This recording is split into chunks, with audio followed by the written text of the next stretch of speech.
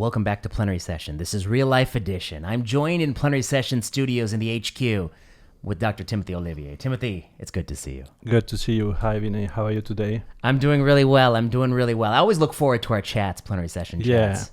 You know, recently we were having lunch with a colleague, an oncology colleague, and an oncology colleague said the best plenary sessions are the ones with Dr. Timothy Olivier. He did say that. Maybe he did that to say that to please me. Maybe it's possible. Maybe he was. There is a high chance of. Maybe he was. But that was nice. It was nice for him to say. Yeah. Maybe it was just because you were there, but I think there's some truth to it, and I think the truth is that we have different personalities. He said that there was a kind of equilibrium between you maybe being more what's the word you're going to use? Let's define yourself. I'll define myself. And me. I mean, yes, different personalities, but we agree on many topics. I think on most issues. Yeah. But we are also have most probably different ways to say it. Different ways to say it. That's all it is. And I think that's what he was saying. Different ways to say it. That's all it is. It's all it is. For instance, in the last episode, I used an analogy of a men's restroom. And I've recently been to some men's restrooms that were simply filthy. And what I said was, when you go to a men's restroom and there's urine everywhere and you tell people, like, look, I'm not asking for perfection. I'm just asking you to aim at the urinal. That's analogous to the state of oncology clinical trials, which is that people say you're asking for perfection. No, we're not. Just asking for appropriate control arms, appropriate post-protocol therapy. I want a trial to be relevant for the country in which you're seeking marketing authorization. I want a non-inferiority margin small enough that it makes sense. We're just asking for reasonable things.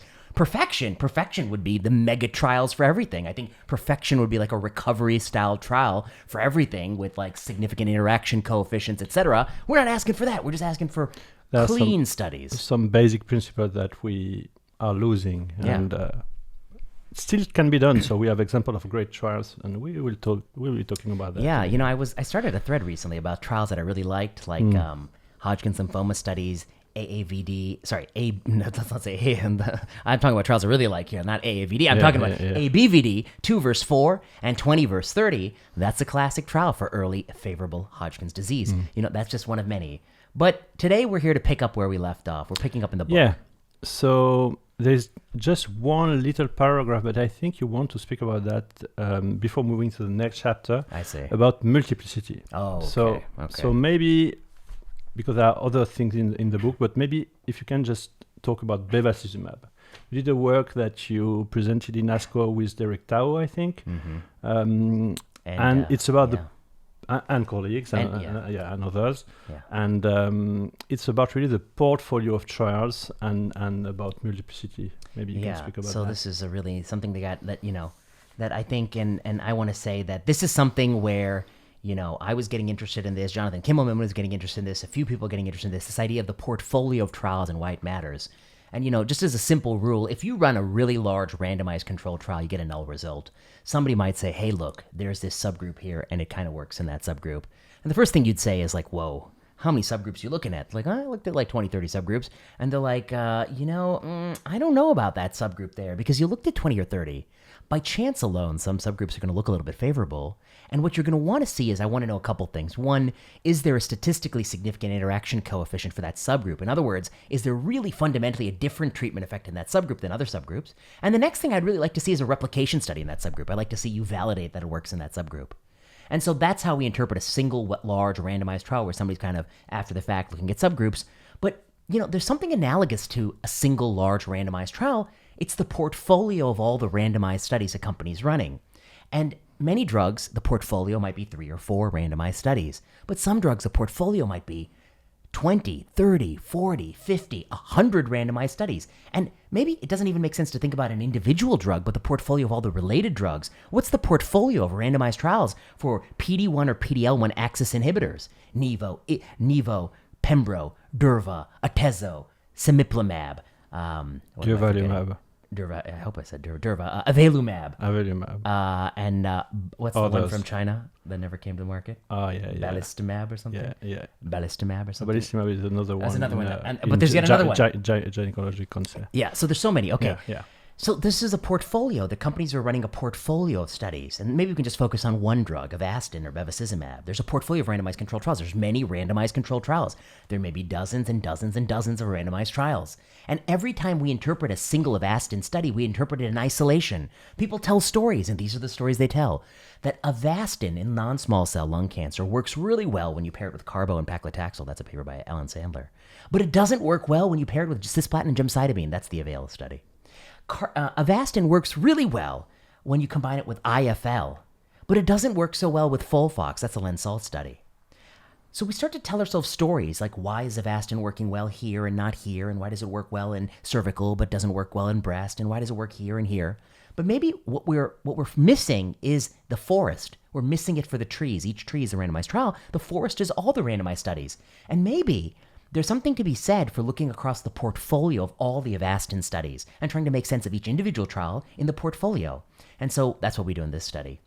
This was initially, I think, an abstract by Nate Gay, who was a hem-onc fellow at OHSU, now a proud Spokane, Washington private practice oncologist.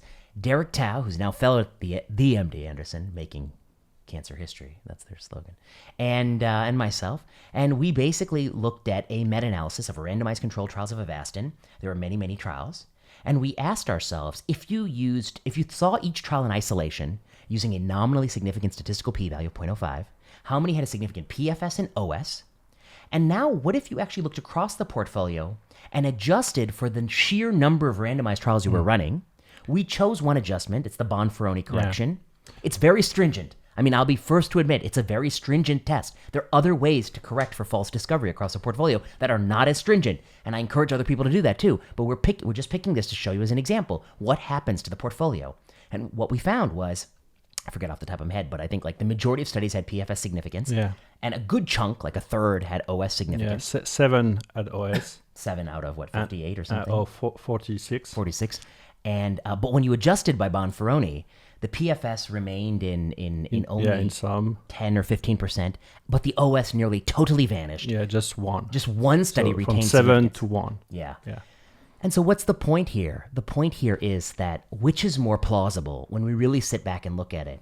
Avastin has global sales of about, maybe $100 billion over many years. And it's a vascular endothelial growth factor drug. It has consistently a lousy single-agent response rate. It doesn't do that much by itself. In all but the rarest instances, I'm aware, GBM, Lazarus kind of moments, but in all but the rarest instances, it doesn't have much single-agent activity. It works in some trials with IFL in the Hurwitz study. It doesn't work with Folfox in the Lensalt study. It works with carbopaclitaxel in Alan Sandler's ECOG study. It doesn't work with cisgem. Which is more parsimonious, that it's this weird drug that sometimes works depending on the backbone and doesn't work with the other backbone in the same tumor type? Or is it a drug that affects the way the imaging looks? It affects vascular endothelial growth factor. It affects the way the imaging looks. So it really does, in some people, have some change in PFS. But is it fundamentally a drug that just doesn't improve overall survival? That's why when it does succeed, it's marginal, 1.5 months-ish. And when it doesn't succeed, it fails. And if you look across the portfolio, those 1.5 months just look like, random chance. And I guess I don't know the answer. But this introduces this idea of multiplicity, which is that the sheer number of times you test a question or a related question in oncology is important for the relevance of an individual study. And I guess I'll just say one last thing, which is that maybe 30, 40 years ago, it didn't matter. It wasn't relevant because we just couldn't afford to run all these randomized controlled trials. But now, in a paper that I did with Chris McCabe and Sean Malignant in Nature Reviews Clinical Oncology, we showed that the current market conditions, they're making so much money per approval that it actually makes sense for them to run these portfolios of trials where even fluke false positive results can justify the expenditure of the entire portfolio. So that's the idea of multiplicity in this chapter. Yeah, in this chapter. And I think it's related to other parts in the book where you really point out that it's really important to look at other trials. When you have one trial, one drug, it's always interesting to see the results in other trials. And recently we did some new work that are not on the book on duration of treatment, but it's the same idea to look at at other trials in the same space to get a better idea of what is going on. Absolutely, absolutely. And since the publication of the book, Logan Powell and myself have an article about multiplicity, I think, in the European Journal of Clinical Investigation. Recently, And one of the themes was that when you look in the observational nutritional literature, when you look in the literature on, say, vitamin D, beta-carotene, blueberries, coffee, why does it flip-flop so much? And I've talked about it in my other show, so I'll be a very quick summary of the point. If you have many, many investigators probing a retrospective observational data set, like the NHANES data set, that links nutritional exposures to endpoints like mortality, and many, many, many, many people are probing it, and they're all adjusting for their own variable constellations that they think are important, and they only report the results if they're interesting and provocative, and those results are only published if they're thought to be interesting and provocative. You have a selection filter for a lot of trial and error, a lot of monkeys hitting the typewriter, and then you're picking for the monkeys that have put together a coherent sentence. They're not doing it because it's there, it's coherent because it's just random chance. And in other words, you're going to find nutritional exposures yield both positive and negative outcomes. And this is work that has been discussed. I think I've discussed this on a lecture on this channel where I talked about the work by John Ioannidis. I talked about some similar work by Brian Nozick, et cetera, that kind of that builds this claim.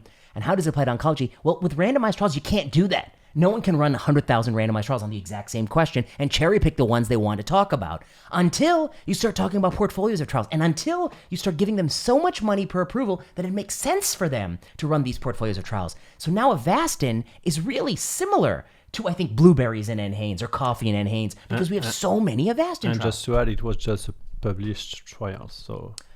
Correct. But I don't want... No. I think it's an important point, which is that the analysis that we did only looked at the published trials that we could easily find. There are many, many more trials. And the right way to adjust for multiplicities across the entire portfolio, both visible and invisible, but the full portfolio, only the companies really know that portfolio. And maybe with clinicaltrials.gov, but it's a little bit tricky. Okay, thank you very much for ending this chapter. This is chapter 9? Yeah, it was chapter 9. So we'll be jumping into chapter 10. I think it's the favorite chapter of many oncologists in a sense. Okay. The name of the chapter It's an oncology book. It's the chapter 4, The Real Oncologist. Principle of Oncology Practice. And I think why people really like it, it's because you go back to really basic things that I think are lacking nowadays more and more. Right. So maybe you can do a short introduction. And the first thing you will be explaining is the principle of lines of treatment and the difference between adjuvant, metastatic, refractory settings, the level of evidence you need in each setting. And I think there's a common theme in your thinking is about a continuum of things. Yeah. You talk in many instances. You take this kind of thinking approach, and you have the same approach here. So maybe you can start on these themes. Okay. Yeah. I think. And what is this called? Principles of Oncology Practice, is chapter 10. Yeah. Been a long time since I've looked at it, but because I'm actually not preparing for these things. He is literally asking me questions I'm blind to. We didn't talk about this beforehand. I prepare the questions based on the book, but he didn't tell me. And I haven't looked at the book in a long time. Single blind. Yeah, it's single blind. It's single blind. But why did I write this chapter? I think for anybody who practices oncology, talks to the key figures in oncology, and reads a lot of the literature, you will see that there are some unspoken, sometimes unwritten principles of oncology that we've always agreed to for, quarter century, half a century. We've agreed to these principles of oncology. Some of these principles, I might have been the first to maybe articulate. Other of these principles, somebody had already articulated it. Maybe verbally, they passed it on to fellows, but they never wrote it down, or some of them may have been written down. But I'm trying to pull together these principles because these principles, I think, are super important for how to think and read and interpret oncology clinical trials. The first one, I think, is a general principle of biomedicine, which is the sicker someone is, the more reasonable it is to give something a shot with sort of medium or low or modest credibility data. And the healthier someone is, the more you want to see stronger high-level data. And why? Because, there are many ways to die, but there's just one way to be alive. That actually, in evolution, there's more ways to be dead than alive. It's harder to be alive than dead. And that has salience in this question, because somebody who is healthy and you start doing things to them to try to improve their health, bioplausible things, you have a great risk of actually harming them harming them, wasting their time, wasting their money, hurting them. And the chance you can actually make a healthy person better off is very small. The chance you can make a healthy, asymptomatic person better off is very, very small. And the chance that you might be able to make somebody who has, massive metastatic disease that's deeply symptomatic from it better off, I mean, I think that's much more possible. So I think what I talk about in this. So that's the justification you make for having a very high level of evidence in the adjuvant setting. Yeah. Maybe you can talk about the difference between adjuvant and metastatic setting, Right. and also drugs which are working in the adjuvant setting and metastatic setting. You are talking about that here. Yeah. So the adjuvant setting is defined as typically, and here I'm going to use solid tumor for the most part. We're going to think about breast and lung and colon, where you have surgically extirpated all of the tumor. And if you scan somebody, you use the most sophisticated imaging, you will not find residual disease. And so you have a person that you have surgically rid of disease, their NED, by any sort of conventional measurement. But you do know that a fraction of those people with enough years will have recurrence. They'll have recurrence, and some of those people will die. And that might not even be a small fraction, it might be a high fraction. And so the principle of adjuvant therapy is you need to give a drug to increase the curative fraction, to take some of those people in whom the disease was going to recur and kill them, and flip it off and kill it so that the disease doesn't come back and kill them. There's also going to be some people in whom the disease comes back and kills them anyway, no matter what you do, and there's going to be the people in whom you've already cured. So that's the adjuvant kind of biology question. Metastatic disease is by definition in solid tumors disease that you can measure. It has measurable target lesions that you can see, you can measure, you can keep track of. There, the typical goals are the response goal. You want to prove that you can shrink that. That's showing you drug activity. The time to progression or progression-free survival is sort of the next intra-patient metric. And then finally, you want to improve survival and quality of life. And here the biological task is I just need something to kill some of this, to keep it at bay for a little bit, and I might be able to buy the patient more time. In the adjuvant setting, the biological task is often very strict. It's I need to eradicate a microscopic cell. I need to increase curative fraction and eradicate some cells. That's a difficult task. And since the publication of the book, or was it in the book? I don't know if we put it in the book. Eddie Maldonado. It was in the book? I don't know what you're talking about. Eddie Maldonado, Scott Parsons, and I, we did an analysis of metastatic and adjuvant on the same question. Book, yeah. It's in the book? Oh, yeah. Thank goodness. Thank goodness. It was tough for me because some of these things I think we were about to publish like right when the book was being written, and I'm glad I added in the last draft. So you're going to talk about that, so we'll come back to that. So no, you are talking about that now. I mean, the number of drugs that are working in the adjuvant setting, and that's the point you were... That was the point I was going to make. And so what we did was we picked the 3 most common cancers. We extracted the number of drugs that are U.S. FDA approved in the metastatic setting or recommended by the NCCN, how many have OS benefits, by all those metrics, you get a set of drugs. How many of the drugs that succeed in the metastatic setting succeed in the adjuvant setting? And it is roughly 1 in 3. And how many of all the drugs that succeed in the adjuvant setting, how many ultimately have an approval or use in the metastatic setting? And it's roughly 100%. So every drug that works in the adjuvant setting also works in the metastatic setting. But of the drugs that work in the metastatic setting, about a third work in the adjuvant setting. So what does that mean? It's harder to be an adjuvant drug. It's harder to be an adjuvant drug. You're going to be a better drug. Just take, for instance, irinotecan. Yeah. Irinotecan has a survival benefit in colon cancer metastatic, but in adjuvant, it don't work. Not here, yeah. Cetuximab don't work in the adjuvant, but it works in the metastatic colon cancer. Avastin, it doesn't work in the adjuvant setting, and it probably also may not work. It may not work in the metastatic setting either, but it certainly don't work in the adjuvant setting. And that pattern is true. Sunitinib in RCC, it works in the metastatic setting, but in the adjuvant setting, we think it don't work. There's multiple randomized control trials, and one has a DFS. Sure, but I think it doesn't work, and it doesn't improve OS. So what's my point here? Adjuvant, it's harder biologically. The person has more to lose and less, there's more of a chance you'll definitely make them sick because they feel fine. You've surgically extirpated the tumor. They cannot have symptoms from a tumor that cannot be detected. It's a tougher biological task.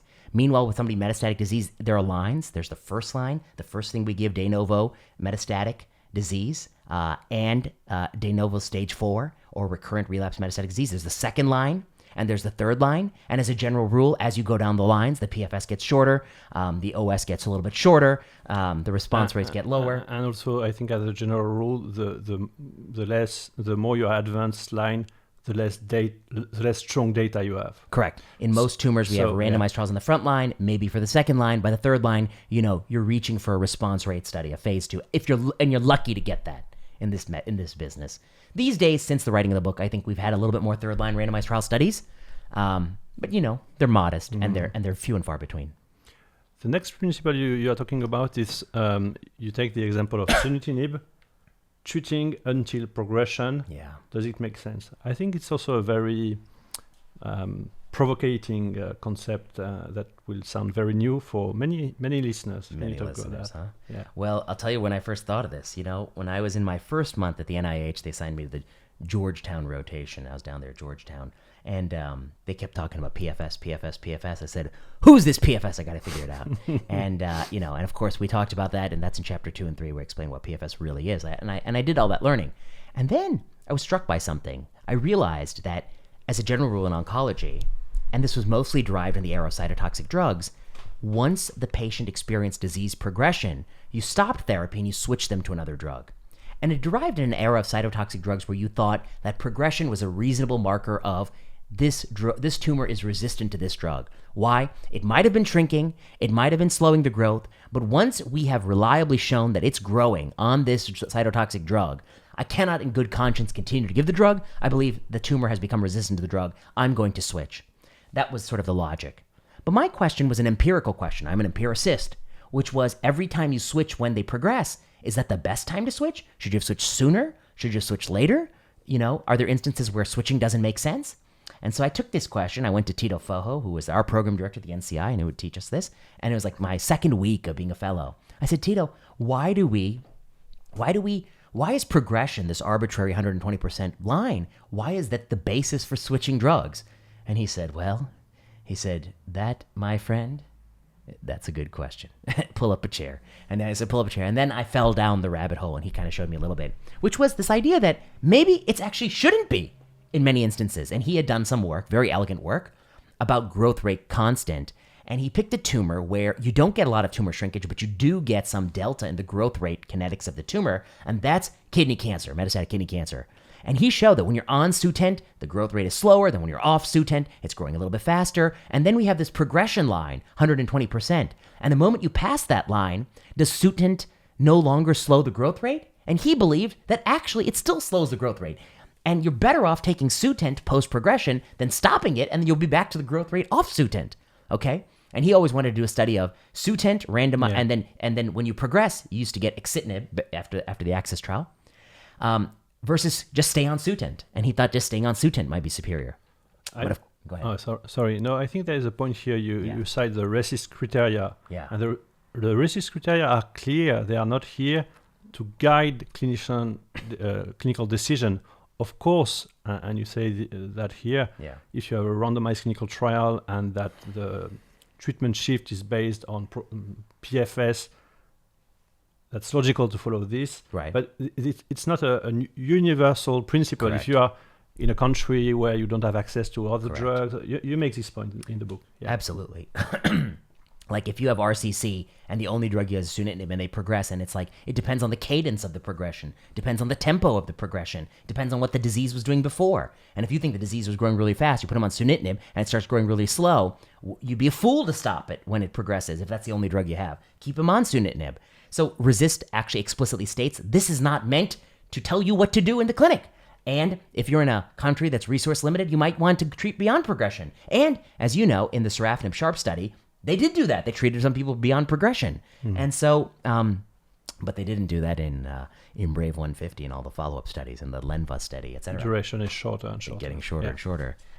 So what's my point here? My point here is that we take for granted that progression-free survival is a meaningful measure to patients. That's not true, and I think we debunked that in earlier chapters. But we also take for granted that that's the time you should switch. But I don't know, and there's been no empirical studies that have really randomized people to switching at different moments, either at a lower threshold, either at a higher threshold, staying on drugs indefinitely, or stopping. And, a lot of this came out of the era of cytotoxic drugs where I will concede kind of made sense. That was what they had. These are simple tools. Response rate, and PFS and the Mortel work. It's simple. It's for a simple time where we have to make simple decisions. But now we have drugs that are dirty TKIs that hit the tyrosine kinome all over the place, that change growth rate kinetics in the absence of deep responses. Should those follow the same paradigm? I don't know. And so this is really about getting the reader to break something in their mind. And that thing in their mind is, I only saw this question because I was a second week fellow. If I was a 10-year oncologist, I may not even realize, why am I using this as the moment to switch? PFS. Do I really know this is the moment? And of course, the counter argument is going to be like, well, sometimes, you can see they were under well-controlled and all of a sudden they progress. Yeah, absolutely. Like that's a different cadence. They were well-controlled. It was shrinking. It was doing small. And then I had one scan where I was like, I'm not so sure. And the next one, boom, florid progression. Of course, something is not working anymore. That makes sense to me. But that's different than slow, steady, indolent progression, which you see often with RCC, PNET, even some melanoma, before we had really more effective drugs for melanoma. You see it with some tumors. Tumors are, as you said before recently, they're heterogeneous. They have different behavior. You need to understand the tumor, to some degree. Okay, so I think PFS is a good introduction to your next point. In your next point, you will be talking about two things where you really think that PFS is not justification for treating.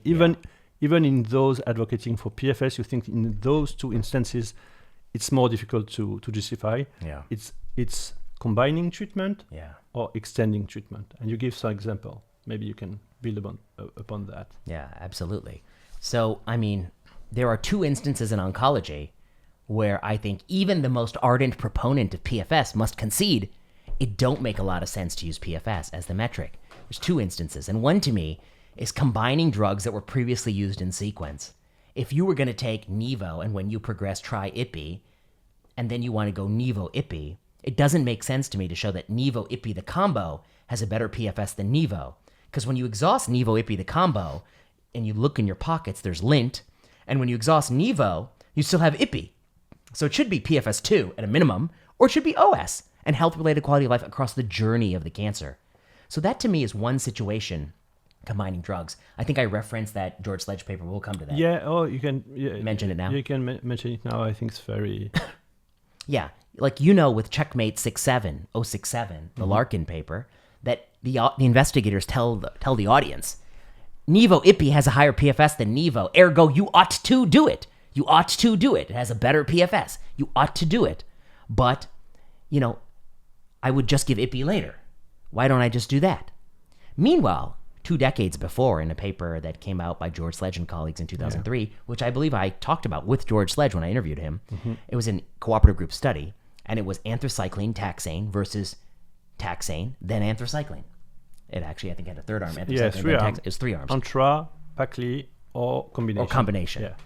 And if you got one anthra, then you got the taxane. And if you got the taxane, then you got anthracycline. Crossover was built in. Built in. Yeah. So it was a very nice study, which is like which sequence is better than the combo. And what the authors conclude in that paper, and I'm paraphrasing what I vaguely remember their quote, was we find that the sequential single-agent administration of drugs had the same overall survival and better quality of life than the combination. Even though the combination had a deeper response and a longer time to progression, we favor the sequential use of single agents because you get the same OS and you get less toxicity. That's what they wrote, more or less. I think this is a topic we will be talking again in future chapters. It's also pertaining to the post-progression treatment, to crossover, but it's very important, this kind of combining treatment. It's almost obvious we'll get a better PFS. I don't know what you think, but it's almost guaranteed. I think I use analogies in the book, like let's imagine you're going on a backpacking trip. And in the backpacking trip, you got those freeze-dried lunches. You got breakfast, lunch, and dinner.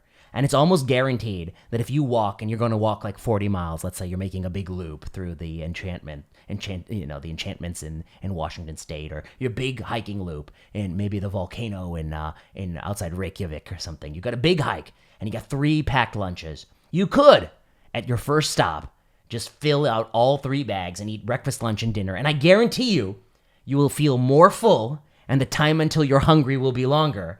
But when you're hungry and you go look in your bag, you'll be SOL. And I was about to say what it is, but I'm trying not to swear on these podcasts. But what I mean to say is, you'll be good. I don't know what it is. Shit out of luck. You'll be shit out of luck. No, sorry, I had to say just one. Okay, sorry. Okay. Now we're going back. PG-13 podcast. Okay. So I mean, you get my point. You eat all your meals. You eat your breakfast, lunch, and dinner. You're gonna be more full. In fact, you might be too full. Maybe it's a bit sleepy, possible. A bit sleepy. You'll be a bit sleepy. But the time until you're hungry might be much longer than if you go a while, eat breakfast, go a while, eat lunch, go a while, eat dinner. But the real question isn't, what was the time until the first hunger, or what was how full did I feel? It was like when you finished the thing, were you able to complete it, and what was your time? That's the overall survival in the analogy. And so, to me, it's obvious. It's so obvious that even if you think PFS is meaningful, if you lose a salvage drug because you combine it up front, PFS is not an appropriate metric. That's obvious. Okay, so extending treatment. So next. Yeah. I mean, extending treatment, I think, comes back to the fact that throughout medicine, there have been many trials of like fixed course, 4 versus unlimited. And sometimes when you give unlimited chemotherapy, the people had a longer time until progression. It took them longer to get to the next treatment, but they were actively getting treatment. And if we did 4 versus, I believe in small cells, 4 versus 6 was the randomized trial, and 6 actually delayed the time until the next treatment, but 4 had equivalent overall survival. So we said that's why we do 4 of carboitope in small cell. We don't continue it indefinitely. And we know across cancers, if you continue drugs indefinitely, you'll often improve PFS. But if you don't improve OS, then why have the therapeutic burden and the toxicity? That was the history of oncology. But that's changed totally in the era of maintenance therapy. The interpretation has changed. Yeah. Interpretation has changed. Yeah. Now people say the maintenance therapy delayed the time. What was that study recently? Oh, yeah. Delaying the time to next treatment. Yeah, but you're on treatment. But you're on a treatment. You're on a treatment. Yeah, I remember that. Yeah. There was I forget what it was recently. I think it was in multiple myeloma. Of course. They're one of the most egregious fields.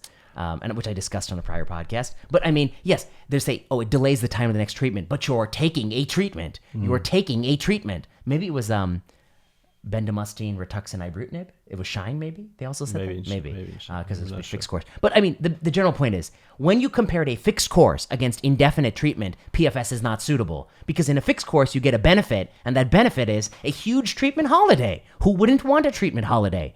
If you continue treatment indefinitely, it's not sufficient to show that PFS is better. You got to show OS is better, or health-related quality of life across the journey has to also be better. Yeah, and about the journey, I just want to mention the work by Alison Aslam, where you prove that the quality of life was not at all captured during the whole journey of the patient. Yeah.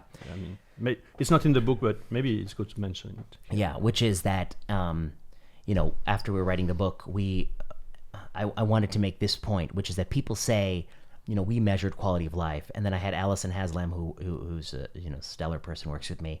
She analyzed every quality of life study she could find in a subset of randomized studies. And she asked, like, in someone's cancer journey, how long is the journey? How many months did they live? How long did they live? And how long did this trial measure their quality of life? And it's like, journey this long, and measured this long. The audio listeners will see the journey is very long, and the time we measure is very short, just the upfront time. And so when we talk about health-related quality of life in a trial, we're really talking about a snapshot health-related quality of life, like up until they progress.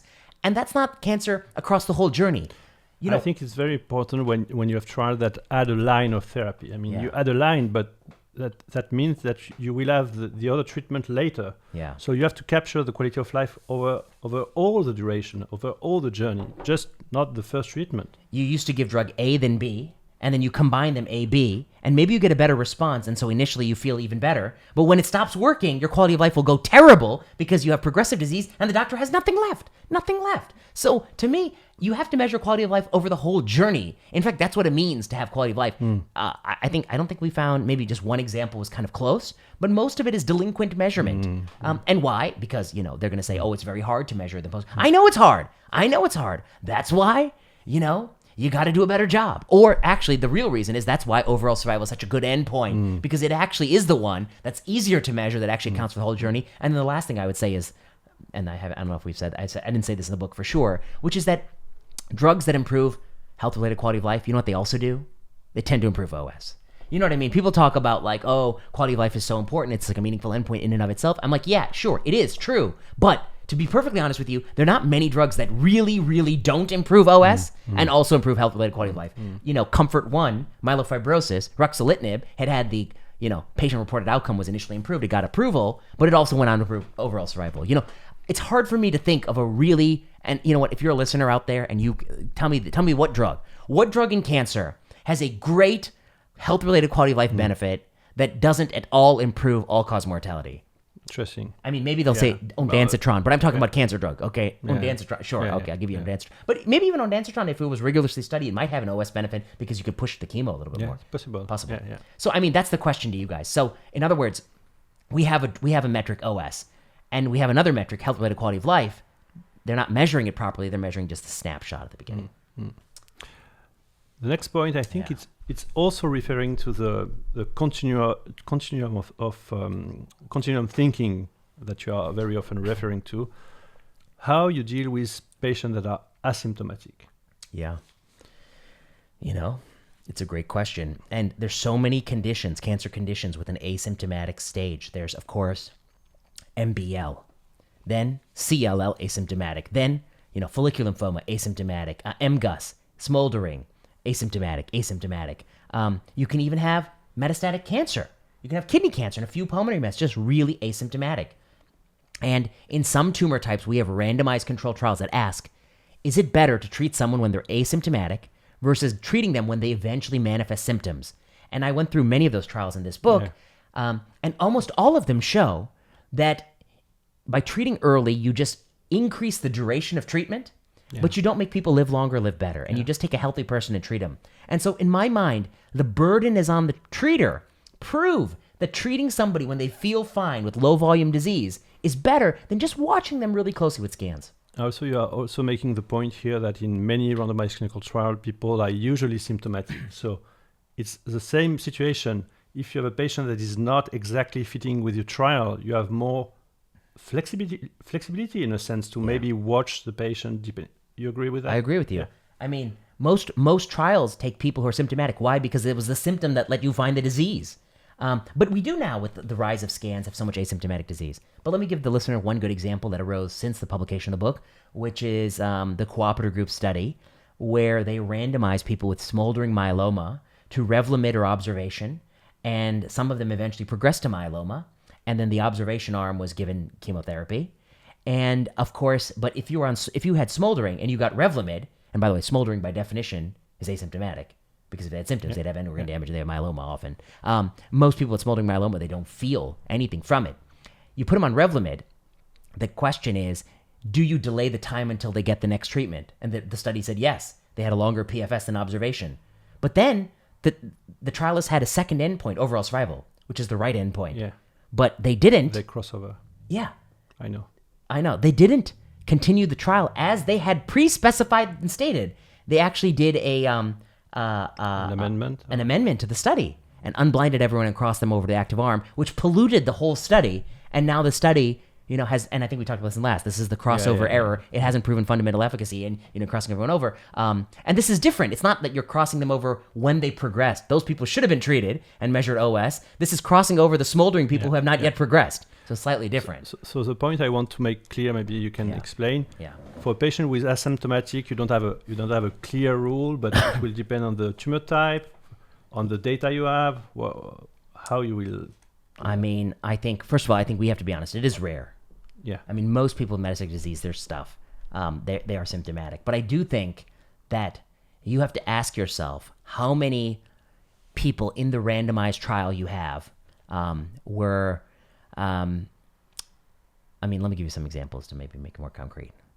I mean, in the era of CT screening lung cancer, you might find some asymptomatic extended stage small cell, and I think you might want to act upon that.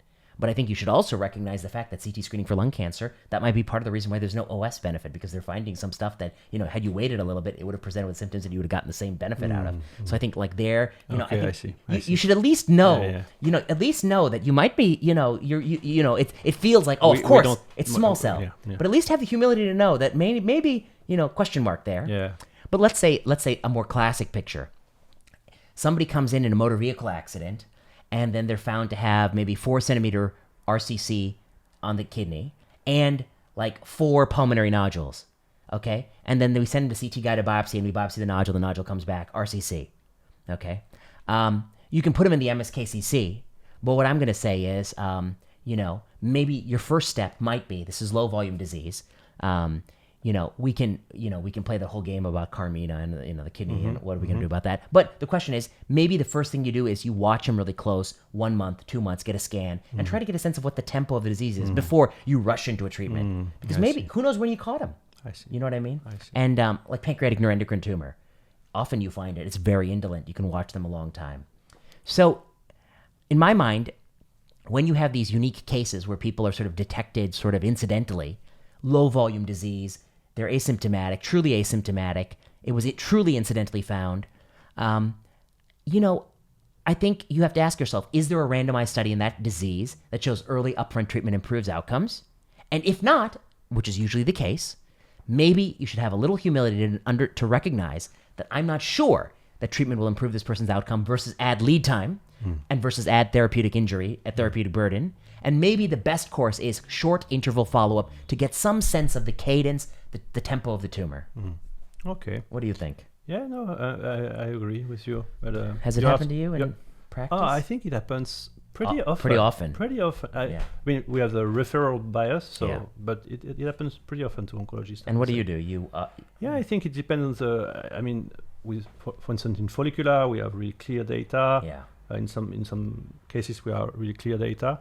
In some other cases, it's also what the patient wants. Right.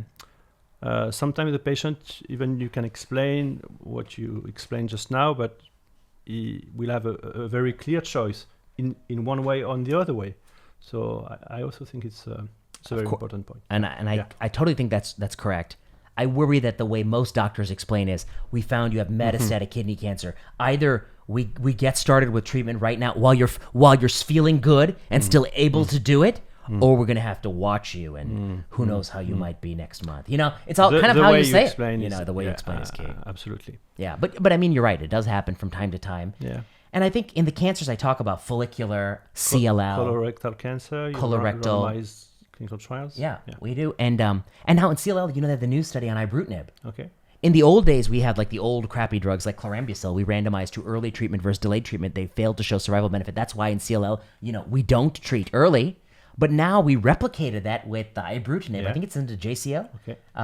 Or has it been? It just came out, and even ibrutinib has failed early, which is a much more potent drug, right? So this is the reason why. Look, in all the indolent lymphomas, follicular, marginal zone, CLL, there's this huge, and even Waldenstrom's, there's this huge room for observation. Why? Why is there huge room for observation? Because the people who treat those cancers for 40 years have the sense to know that the person feels fine and this is incurable anyway. What am I doing by treating them with some drugs that make them feel worse without proof that they'll live longer, live better? Okay? They always understand, Maury Gertz understands in Waldenstrom's, and CLL they understand, and follicular they understand. And when they had doubt, they ran randomized trials. They failed to show benefit. And so who are we to come and start treating early? I know who we are. We are the people getting paid by pharma. And so that's why pharma has the incentive to treat the asymptomatic people of the world. But it's up to the doctors to realize that, I don't know if we have good evidence. And the history of cancer, as I detail in this chapter, shows that you should be cautious. You should be cautious.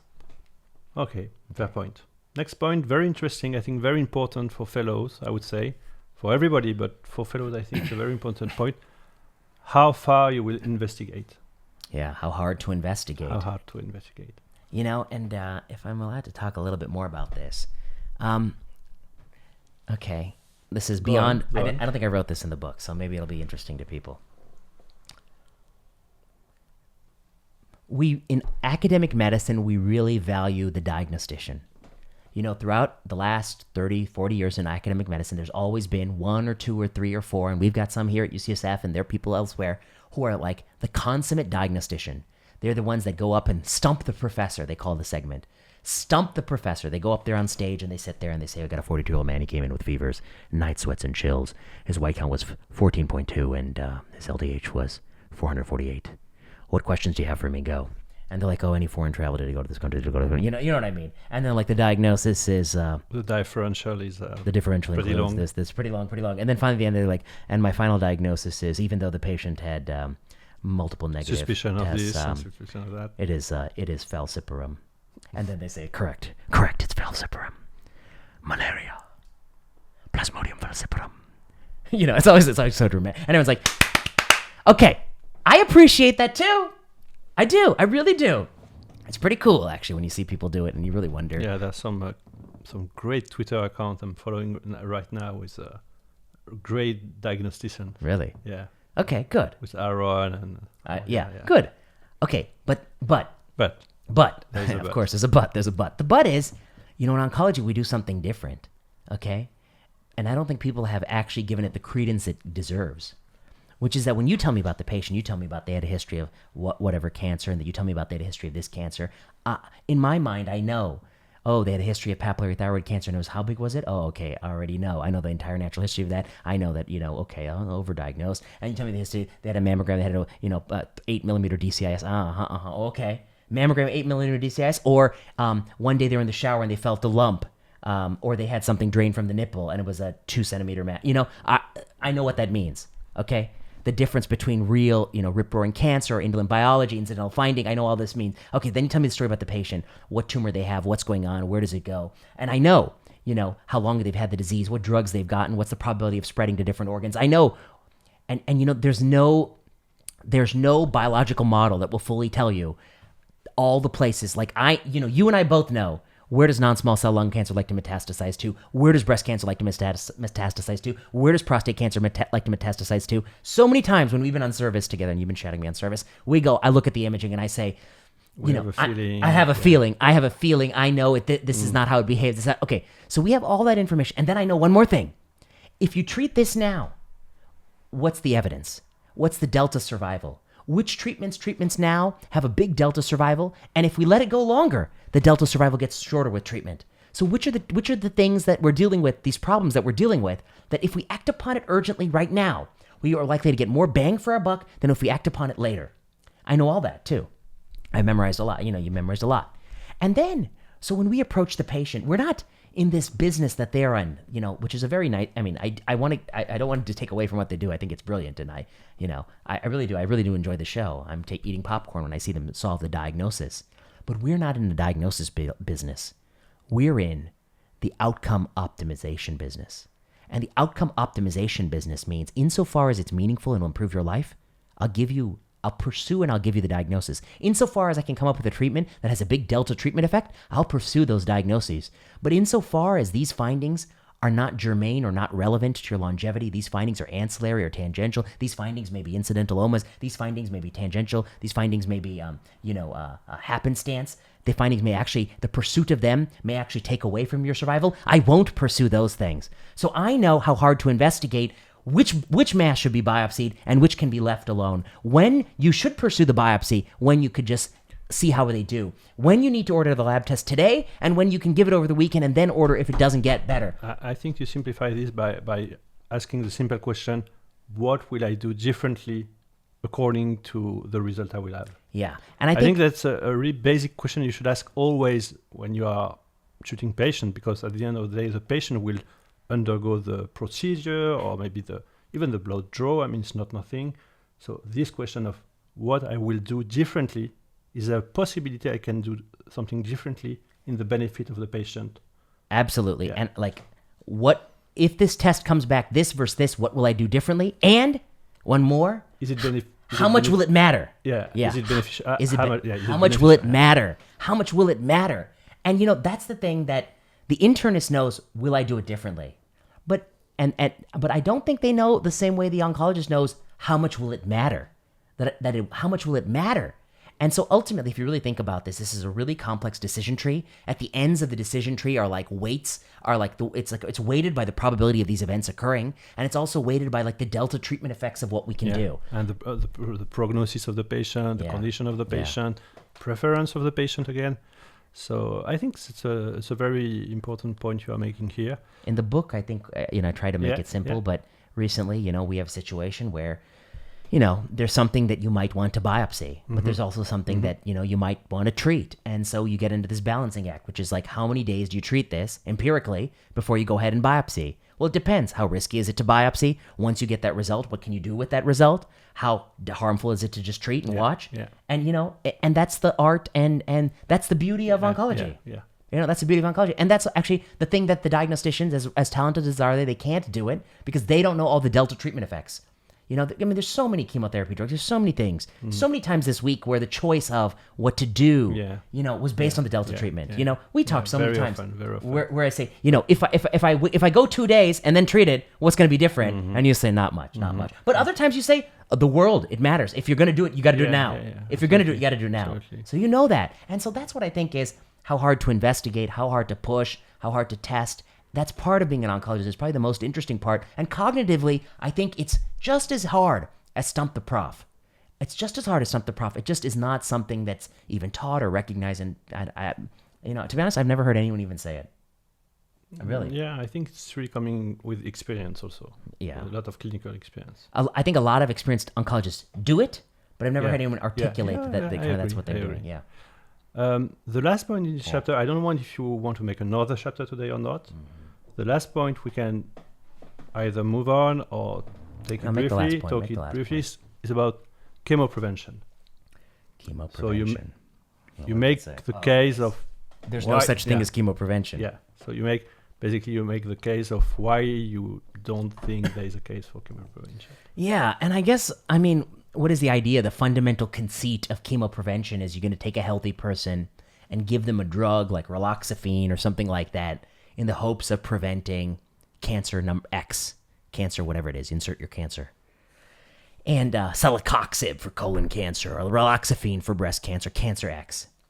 But the challenges I have, and you know, to be honest, I think I write it much better in the book because I had a chance to really marinate on it. But the best I remember, is the challenges I have is if you're a healthy person, what do you really care about in life? You care about cancer X, sure, but you also care about heart attacks, strokes, and diabetes, and everything else. COVID. You probably care about COVID quite a bit too.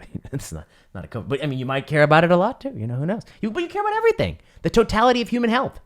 Yes, you care about cancer X. Yes, your loved one may have died of cancer X, but you also care about other stuff too. So that's what a healthy person cares about. And a drug may have effects on cancer X. It may increase it or decrease it, but it often has effects off target. It may also have effects on the cardiovascular system. It may also have effects on diabetes. It may also have effects on, I don't know, even COVID. The rates of getting COVID. I hear that fluvoxamine is mired in debate, but fluvoxamine is a psychiatric drug. But they tried in COVID. Okay, anyway, you see my point. So then I ultimately think, and this chapter argues, that chemo prevention is a false construct. Why? Because chemo prevention means giving a drug to a healthy person to prevent a cancer. But healthy people care about everything, and a drug can do more than affect a cancer. So ultimately, every chemo prevention drug is just a drug given to a healthy person. What does that mean? It means if you have healthy people and you give them drug that has a net aggregate benefit in overall survival or health-related quality of life, then have at it and do it, and that's wonderful. And if you give them a drug that doesn't have a survival benefit and doesn't have a health-related quality of life benefit, then don't do it. You know, it doesn't matter if it lowered one cancer, if it increased the rates of stroke, that offsets it, you know? And so this whole point was just a point about reminding us that all people, but especially healthy people, they care about the totality of healthcare outcomes, and that interventions really have to be judged by everything they do. And chemo prevention trials, I think, are fundamentally wrong because they only measure one thing in the universe of outcomes. They could be missing a 1.25 increased risk of stroke or heart attack. They may not have the sample size to detect that. That would be a dangerous error. So we need really large randomized chemo prevention trials. And I think this is based on work I did with Marie Diener West, who is, I think for a while she was the head of statistics at Johns Hopkins University and taught in the Masters of Public Health program. We published a paper on this in the Canadian Medical Journal, I think. Is that roughly what I said in the book? What did I say? Yeah, roughly. Actually, it's a kind of, I think it's a kind of the same logic in this chapter of, again, the continuum of diseases, continuum of conditions. You can have healthy people, you can have people with very advanced cancer, which are very symptomatic, and I think you are really trying to make some kind of general principles according to these principles, and not just stacking to very fixed categories. Yeah. Am I I think summarizing? Right. And you know, my hope is that when you read this chapter, you didn't say, "I'd never heard that." You felt like, yeah.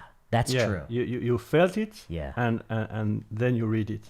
You feel the same. I mean, because you're the audience. When I read it, yeah, I felt many of these things without having reading Yes, reading it. exactly. That's And what I'm saying. I was really happy and enjoying reading it with all the explanations and It puts words to what you felt. Yeah, And absolutely. the listener should know that when he read the book, we don't actually know each other. No. Right. But he read the book before he even met me and before we even exchanged an email. And, Yeah. he read the book years before we met. So his point is that, I mean, that's my goal. My goal is that somebody who's a thoughtful oncologist out there reads it and they say something like, hey, yeah, this is articulating what I've always felt. And also I feel it's becoming rarer and rarer to try to have some general rules, these kind of rules, and I think it's very important. Very important. I mean, and from when we've been on service together over the last year, and I hope that people don't feel like that people may be wondering why I do it so much, but every time I make any decision, like why do I talk so much about it? I want the trainees to hear my whole thought process. I'm really trying very hard and I do the same. Yeah, you do the same when you're on service. Yeah. You want them to hear, like, this is why I'm going to walk you through how I'm going to talk you through my whole thought process, so that hopefully maybe I should have do that. Maybe if there was this situation, I would have do that. Yeah. But because of this, I don't do that. But because of this, I will do that. I mean, there's all steps. And then sort of walk them through the decision tree. Yeah. Now, of course, I don't do it as much with individual patients because I think it's often overwhelming. But with somebody who's going to be a fellow in oncology, going to be an oncologist, I try to do as much as I can because they need to see why we're doing what we're doing. And you know what? I'm happy that they go to the next oncologist. Maybe they do things slightly differently. It's good for them. Yeah, and there's not one truth. I mean, there's not one truth. But it's interesting to see how you make a decision. Correct. And to try to teach that. I mean, there's not one truth, but our decisions are better. I mean, they are better. And I want to say one last thing before we go on, because I want to say about this. I was listening to, that Akhil Amar podcast, and he said two things I really like. One, he said, what is a professor? You're a professor. You define yourself as a professor. And now I'm a professor. Yeah. Yeah, I finally... It's the 1st of July. That's right. It's retroactive. I'm a full professor. Okay, so what does it mean to be a professor? What he said a professor is someone who, they profess the truth as they see it. They profess the truth as they see it. And I said, that's it. The professor is like, what do you value about a professor? This is somebody who, you don't always have to agree with them or disagree, but this person should feel committed to profess the truth as you see it. And the next thing he said, he's interested in something totally different. But he said, when I set out to do this work on constitutional law, I want it to be both panoramic and deep. Lots of people are the expert on RCC or the expert on bladder cancer, or the expert on, he says the expert on the First Amendment or the 15th Amendment or this. He said, I wanted to be the expert on these things, but also I want to be panoramic to see what you can draw from connecting the dots. And you know what? I hate to say, but that's really felt like so true to me because that's what Malignant sought to do. I want to be deep. And in everything we write about, all the papers we write, we want to be as deep on Checkmate 816 as anyone else, but we also want to be panoramic. We want to see all the trials. We want to see all the multiplicity, understand the whole thing, but we also want to be deep and panoramic. It takes a lot of time, and that's what he talks about. It takes a lot of time, Yeah. You listen to this episode? No. I listened to some episodes, and I really feel it's really nice, the thinking, and he's explaining all the things. He's explaining very complex things in a total other world for me, constitutional law. And but I agree with you. I guess I feel like a kinship. You can understand. I mean, he's explaining in a way you. But aren't we we're trying to do what he's trying to do, except in our little domain. Yeah, you're right. He's trying to take, there's all these amendments, this constitution is so complicated and everyone's an expert on a little bit. Yeah. I want to be an expert on all these little bits and tell you why it all makes sense and ties together, so that when you're out there with a question on a bit that no one's ever talked about, you can kind of make sense of it. Yeah. And that's what we're trying to do with oncology. That actually, and I do think there's a downside for people being, I'm the breast and I'm the myeloma, I only do myeloma, I only talk myeloma, I only talk RCC, I only talk kidney. There's a big downside to being like that. You really are missing the perspective that comes from seeing all these. The examples in the book are, follicular, CLL, colon, and I think I cite that paper by Keith Flaherty in RCC, if I recall correctly. Yeah. But they're not in every tumor type, because not every tumor type has that study. We're going to talk in another chapter, CA125. Yeah. That's only in ovarian, but... the next chapter. Yeah. Next topic. Okay. All right. Well, but it applies to... Yeah, you have the suspense. Yeah, it applies to a lot of things. So, Rustin paper, New England Journal of Medicine. So I guess I only some final thoughts. Well, I only broke my rule once. What was your rule once? Not to curse. But almost not. Almost not. But it was just because you didn't understand SOL. And next time maybe it will be better. Maybe next time it'll be better. Hope springs eternal. Final thoughts on this. These 2 chapters are getting into it. Thinking about trials, thinking about this, and then what's the next chapter? It's like famous historical studies. Yeah, so next chapter will be famous trials with for each trial. I selected one because you give many examples, but I selected one for each topic. Yeah, and kind of each trial demonstrates something that may be counterintuitive or provoking result, but it's an example. I mean, I think it's a very important chapter. The next chapter will be global oncology, and then we'll come to the last section of the book, solutions. Oh, that's good. Okay, so then my last thought here is that, and it has been unspoken, many of these principles that we talk about in this chapter are principles that if you go back 30 years ago, every oncologist would mostly agree with you that these principles are there. But something has happened in the last 10 or 15 years, and we increasingly stray from these principles. And that, I believe, is the juggernaut of corporate interests in this space.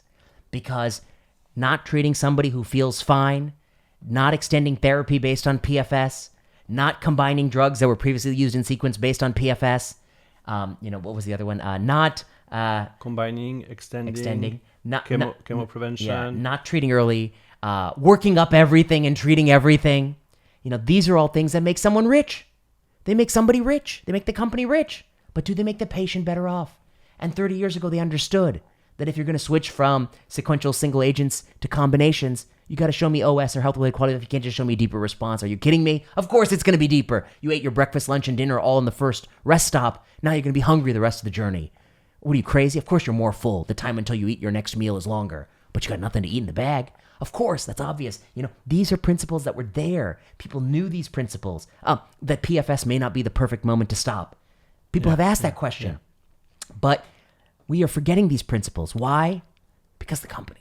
And also, I think this could be a great question for cooperative groups. I think a cooperative group could easily randomize people to when to stop or to continue, especially in a space where there are very few treatment options. There are some treatments now trying to see where you can stop the immune checkpoint inhibitors, things like that. And that's a great example. Our friend told us about one trial like that. Yeah. Oh, yeah. That's a great example. And I guess I would say that the imatinib, imatinib and nivolumab studies, just imatinib and dasatinib stopping studies. But one thing I would say about that is that, it really was the opposite problem, that IPI was a fixed course, and then the first lesson they learned when they went to Nivo was, you fix that course, you fix your profit. Let's keep it going, buddy. And it's been very difficult. And, they have the one lung cancer study where they argue that indefinite is better than stopping it, but it's very limited data. And you really want to see that in every single tumor type, I think. Anyway, all right. Let's, particularly in the tumors that you think you're really getting a deep something, MSI high, melanoma, things like that, that there's something you're doing, and once it's done, it's done. Yeah. All right. I think that's a really nice summary of chapter 10. Yeah. Any Chapter final 10. Thoughts, Timothy? No, I hope listener will enjoy. Thank you again for doing this. Again, this book was really transformative for me, and you didn't pay me to say this. I didn't pay you to say that. And this chapter, I really enjoyed them because I felt something before, and it was really enjoyable for that. So on that positive note, we're out. Until next time, we're back, and we're talking more famous trials in oncology. Then we got global oncology. Then we got the solutions. The solutions are the best part. Until next time.